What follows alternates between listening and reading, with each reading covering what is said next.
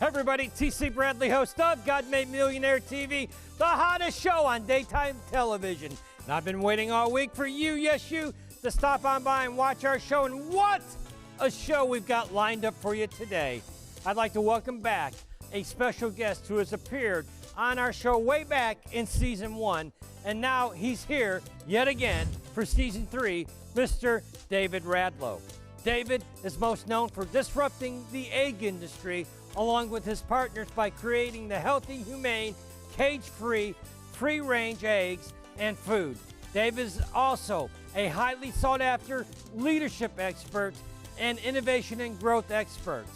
He's a Fortune 500 international speaker and best-selling author of the book Principles of Cartel Disruption that beat out Paul Volcker and Senator Tim Scott on the day of David's book debut. So, without any further ado, let's crack open the God Made Millionaire bank vault and let's activate some God-given dreams.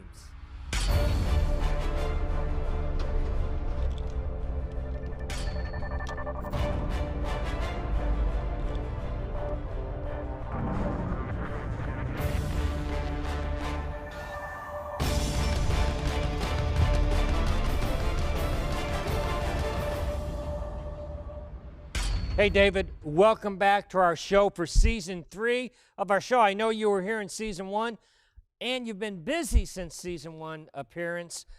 You've written yet another book, Secret Stories of Leadership, Growth, and Innovation. I want to talk to you about this book that debuted on the bestseller list on Amazon when it debuted. But first, what I want to do is for our audience listening at home, I want to play just a clip from your season 1 appearance. How does somebody disrupt a multi-billion-dollar industry? Because that's what you've done in the egg industry. You do it one day at a time, and you do it with a lot of great partners that work together with their talents. And you do this first by taking the category itself, and you want to take a look at your sustainability factors, social drivers, and health drivers, and humane drivers, and then all of a sudden you have in what's good, what's better, and what's best, and you come out with new packaging. Some may be plastic, some may shout out a little bit with a great brand, and then from there you are able to expand on that category. So when a consumer goes to the supermarket, they're going to spend 7 seconds, but they're going to spend 7 seconds right in that category. Through this innovation, we were able to disrupt the egg category, and we were able to grow it to a level to now it's a multi-billion-dollar separate category of itself. All right, David. Here's what I want to know. Right from the jump, I see you have a foreword to your best-selling book by the Ben Carson Jr. Tell me a little bit about how you pulled that one off. Oh, Ben Carson Jr. and I, we work together at Tufts University in support at the Derby Entrepreneurship Center for the benefit of students. And so we work together, and from there, we've developed a real good relationship.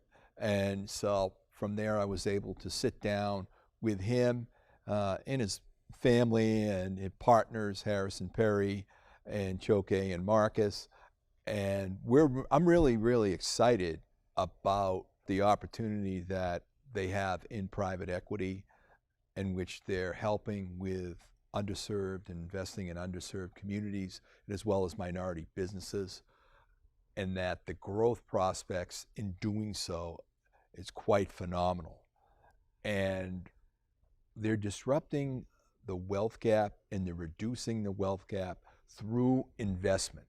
These are not handouts. This is actual investments in businesses and giving capital to businesses that are deserving of such in order to have future blockbuster growth. David, for as long as I've been alive, which has not been that long, there's been talk about doing what you and Ben Carson Jr. are talking about doing in our minority communities. It's overdue. Wouldn't you agree that somebody that actually takes the action and institutes these programs, I believe it's long overdue, don't you? Well, it's been long overdue. We have to decrease the minority wealth gap, and we have to do that in the right way, and that's through capitalism. The second reason is, frankly, it's an outstanding opportunity, and the prospects for growth are quite great. That's why I'm an investor in Fulcrum, and that's why I'm a board member. Fantastic. What a history you have. I'm reading your book. I want to know what inspired you to write this book. You hit it out of the park with your first book, Principles of Cartel Disruption. That debuted on the bestseller list. I felt that you laid a foundation for us in your first book, but this second book is completely different than the first book. And so I'm kind of curious what your motivation was in writing and publishing this second book. You know, you can always state principles. This is what you should do, and you should do it on value proposition. You should do it on pitch. You should do it on legal game. You should do it on people, process, strategy, sustainability, how to pick a board, and all that.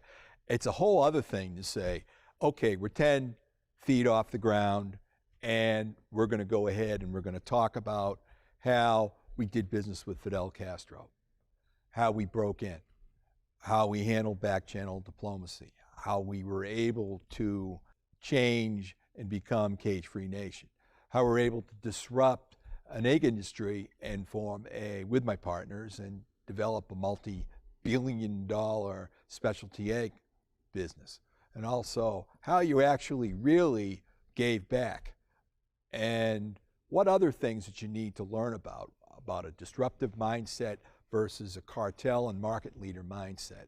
And what is the last principles in terms of what are the cartel rules? So people can understand that when you do go into business, there are certain things you have to learn. And one of them is you have to understand the principles, the cartel leadership principles. So I'm really quite excited to write this book because it gives content in context. Amazing. I was going through the book, and one of the things that struck me is the first 4 chapters of your book, of your new book, it goes into this relationship that you forged and developed with Fidel Castro. That is correct. And it's really remarkable that we had an opportunity, and we had an opportunity to do business with Castro. And we came down in 2002 after a hurricane when Castro said we won't accept aid from the U.S. government, but we will buy.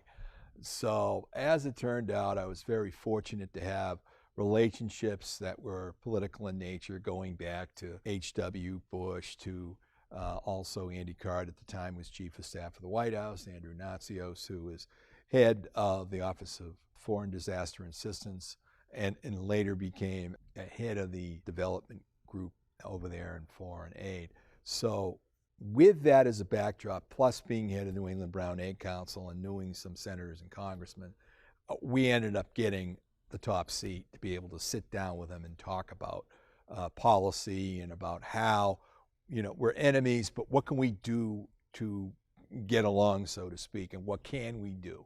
And I'm a big believer in constructive engagement, because when you have an opportunity to have commerce, such as being able to do business in the egg and poultry world and also the feed world and develop $500 million worth of business, it also gives you an opportunity to talk about what can we do to perhaps bury the hatchet on some things that we have going on, and maybe we can improve and increase the trade so, you know, life is good. And frankly, at the end of the day, we're able to get some political prisoners freed. We were able to help. Wow. You know, real exciting stuff as well, some smaller stuff. I mean, we were able to support the Hemingway Preservation Foundation, which is the Finca Valle Foundation, Ernest Hemingway's books and records. And we were able to be the lead sponsor with that. We were able to help out with the State Department with their holiday display, which is the beacon light, shining light, were able to finance that so they could have a nice Christmas display. And it was really one thing at a time that we did this. So one thing leads to another. I also don't want to stop and not mention the amount of support we gave to both Catholic charities and also the Jewish group over in Cuba, which all spelled out in the book. I want to talk about a part in this book when you talked about the first trip you made to Havana, a trade mission, and you're in Havana for the first time, and the other executives that were with you on this mission, they go out and enjoy the nightlife. And you wrote in your book that you went back to your hotel room and you read your Bible. And I read that, and I said, when you come on set, I've got to ask you, did that really happen? Did you really go back to your room? First time in Cuba, you would think you'd go out, you'd see the sights and enjoy the nightlife. You went back to your room and you read your Bible. Is that a true story, David? It's an absolute true story. And to be fair, I guess, being the moderate that I was and being politically appropriate, that we had dinner with everybody, and then I had a drink out with the guys, and then I went back to my room. That Why? is correct. Why did you do that? Well, the Bible will keep you out of trouble, that's for sure. You want to stay out of trouble. I want to stay out of trouble. Let's talk a little bit about what you said in your book as well, because you've mentioned some names. You mentioned some political names. And what I found interesting is that you said in your book that you are not a Democrat, you are not a Republican, you're a capitalist. You're a capitalist that loves God. Can you expound on that for me? I believe that capitalism will help and create wealth. It is the best course. I'm not a communist. I'm a capitalist, and I believe in that. And also, I am an absolute believer in God. And those two things nowadays, may not be politically appropriate in some circles to say those things. But I will tell you, it is what I am a believer in. If there was a party that I'd have associate to, it wouldn't be the Socialist Party, it would be the Capitalist Party that believes in God. Amen. Amen. Hey everybody, T.C. Bradley, host of God Made Millionaire TV, and I'm honored and privileged to host the hottest show on TV, where each and every Sunday we feature God's people, faith-based entrepreneurs and leaders activating their God-given dream right before your very eyes. I want to encourage you that if you're somebody that God has given a God-given dream, I invite you to come on our set and activate your God-given dreams. Book a call with our producers and walk in your destiny. I have heard for as long as I've been in business that your net worth is tied to your network. And what I found interesting is in that first meeting that you had in Cuba, one of the first things they wanted to know was who you knew, who was involved in your network. And all of a sudden, because of your network, you were able to be seated 2 seats away from Fidel Castro. You want to talk about that? Well, that is correct. So to expand your network is very important. It was a great experience, and I never thought for the life of me that all that work that during all those years, all those intern experiences, all those nights, all the things that we did in order to build the network with H.W. Bush, with Andy Card, with Andrew Natsios, with all the congressmen and senators in both New England and throughout the United States, that would be an asset someday, and it came in big. If you're watching this at home and you think that you've got to force your way into those seats, you don't have to force your way into the seats. I believe you were appointed to be in that moment in time. That was a destiny moment for you, David, in that moment of time, and you were prepared for that moment as well, because you actually negotiated 2 trade deals in that meeting. Did you not, sir? Yes, that is correct. The first thing we negotiated on behalf of industry was that Cuba was going to buy eggs. And it was just a very interesting moment where Castro agreed, and we were having banter, and I just looked at him and I said, "Is there anything you'd like me to tell the Chief of Staff of the White House?" And he came back and said, "We're buying eggs." And I said, "Oh, okay, well, that's one deal done." Okay, and I said, "Fair enough," and then I shut up. And then they started to talk about his great technology in the Cuban biotechnology industry, and they presented one product. And I just happened to be in the ag biotech business too. And I said, "Well, is there a possibility that we can negotiate and be able to take that product and run it through the process back in the United States?" And he says, "You got a deal." And I was shocked. But really, who's going to go against the word of the chief dictator and president of the island? No one. Right, right. And then you smoked a cigar. Smoked a cigar. It was about 2:30, 3 o'clock in the morning, and after negotiating all night, back and forth, it was time to smoke a cigar. And it was interesting to me is that I didn't know this about Fidel Castro, is that he actually, I think you wrote, he went to Columbia University, wanted to go to Harvard University, but he went to Columbia University.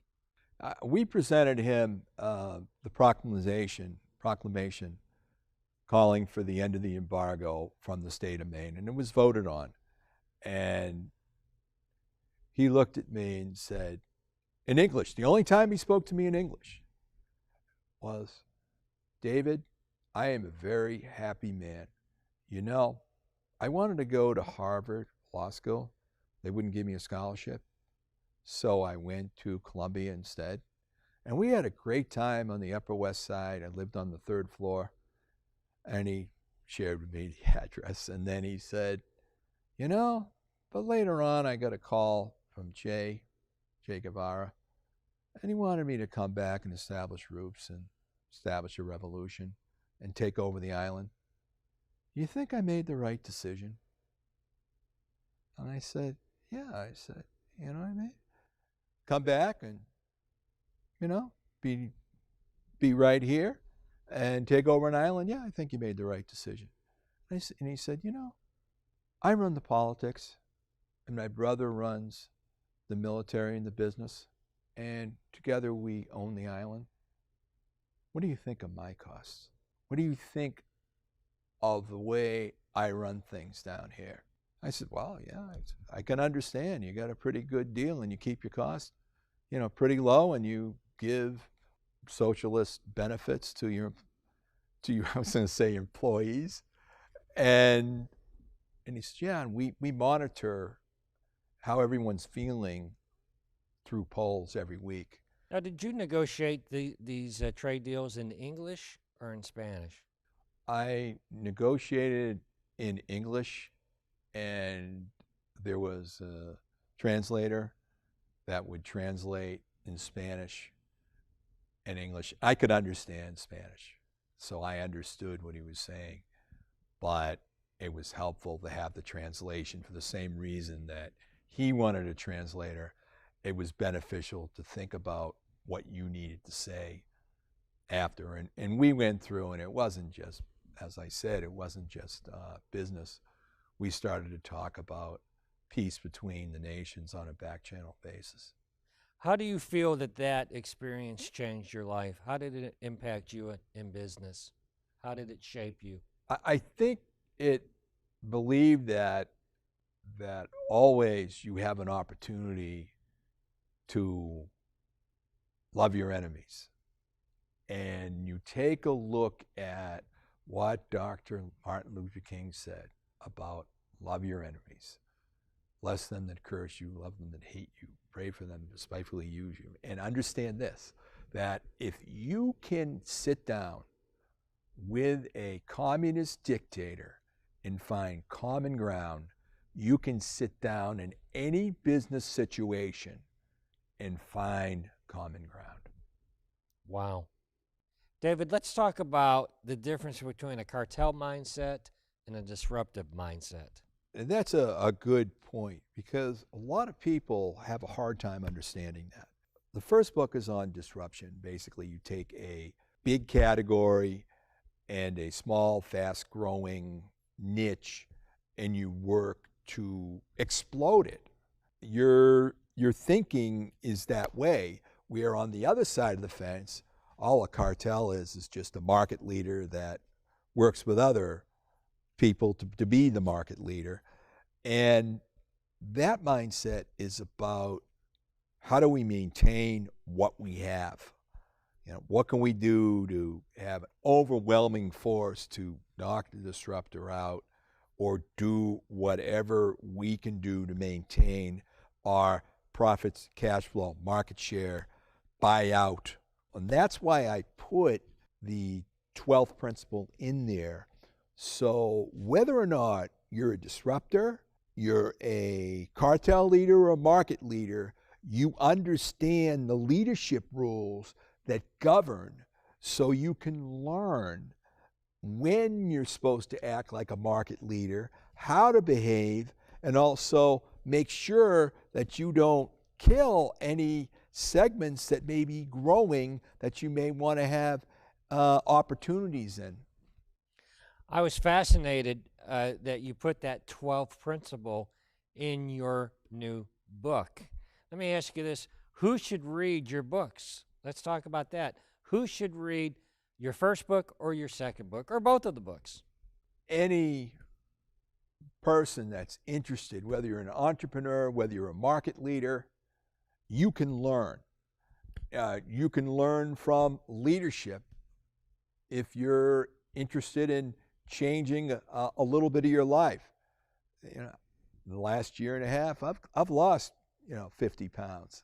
Well, that's from understanding leadership and understanding taking control of your own actions. It has nothing to do with growing cash flow and entrepreneurship and business. So there are a lot of people can learn from this, and I welcome you please to go to davidradlo.com and take a look at both these books. What would you say, before you go, and we're going to drop a link down below for your website, but I wanted to address what's going on, and it's relevant right now in our country, the supply chain disruption. Can you talk a little bit about that from your expertise, please? Yeah, well, with COVID-19, you've had a supply chain disruption, and also we have a situation where the market is sustainably changing. So you're seeing a change in having alternative proteins. You're also cage-free. And when you're changing to cage-free, it takes all sorts of machinery and all sorts of stuff in order to get where it needs to be. We just happen to be, there's 2 chapters in the book about how industry has been fighting with other industry groups, and it has to do with organized battles. And it's important there to understand that, because supply chain and being able to feed everyone's family with low-cost protein, such as eggs and other stuff, is fundamental. And you'll see how the supply chain is disrupted by different interest groups just fighting unnecessarily. So it's an interesting read in 2 of those chapters. Speaking of chapters, what is your next chapter, David? What are you working on right now? Well, I'm delighted to be helping others grow, and in addition to Ben Carson's, which I'm very happy, I'm very excited about that. I'm excited about that minority wealth project in terms Long overdue. Absolutely. You're going to finance the opportunity to disrupt the sector and put the cash into those of underserved communities. I'm also, of course, excited, like I was before, and the Tufts group, both in entrepreneurship and also the innovation group in food. And I'm quite excited about Chris Nowinski, who's disrupting Concussions, right. Concussion Legacy Foundation. And I've also continued to do the work at the Finke Viaje Foundation as a board member. So I really encourage people, not just myself, that I really am involved in this. I encourage people to put their time, talents, money, and finance behind projects that are meaningful to change the world for better. David Radlo, best-selling author, two times, baby, industry disruptor, and a friend of our show. Thank you so much for coming by. Will you come back and see me again? I would love to. Thanks, TC, for this opportunity. Thank you, David.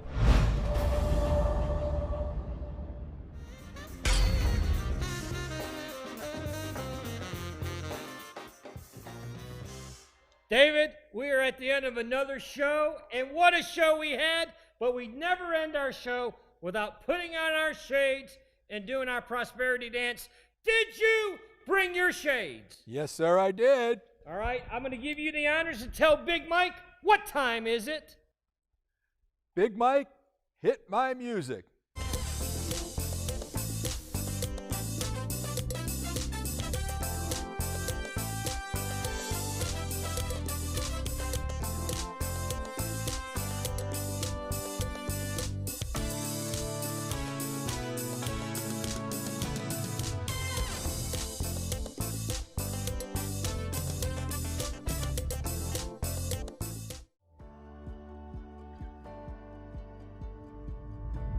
Hey everybody, TC Bradley, host of God Made Millionaire TV, and I was thinking the other day of how my life was profoundly impacted and changed for the better when I published my first book, Supernatural Success.